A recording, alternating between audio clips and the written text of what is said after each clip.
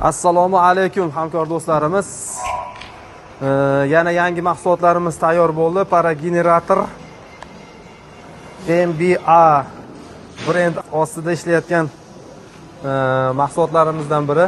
50 kilovatdan 20 kilovatgacha ishlatsa bo'ladi. Bu yerdan nastroyka qilib bu parageneratorlar beton mahsulotlarni quritish uchun, ayniqsa qishki mavsumda juda ham foydali narsa.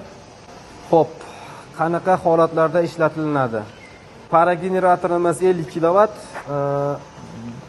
Buni afzallik tomoni tokni ulab включат qilgan paytingizda 2 minut ichida par ishlab chiqarishni boshlaydi. Boshqa ko'mirlarga bir gazda ishlaydigan nimalarga o'xshab 2 soat yoki 2,5 soat, 3 soatda qaynagandan keyin par bermaydi. Yoqdek sразу beradi. Stalba qoliplar uchun plita, latok, shunga o'xshash har qanday beton mahsulotlari uchun quritsa bo'ladi. Bitta stalba qolipga agar ulansa 4 soatda tayyor holatga keltiryapti. Proporsiya kameraga bittani qo'yiladigan bo'lsa 6 tadan 8 tagacha bo'lgan qoliplarni bemalol quritsa bo'ladi.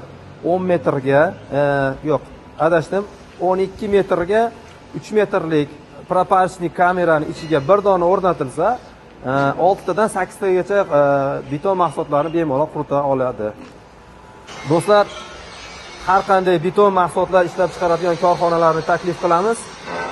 Parageneratorlar, vibropresslar, xo'p, maxsus temir qoliplar, latok, vibropress kursa kolodis, har qanday turdagi jibbiy mahsulotlarning qoliplari hamda parageneratorlarni taklif qilamiz.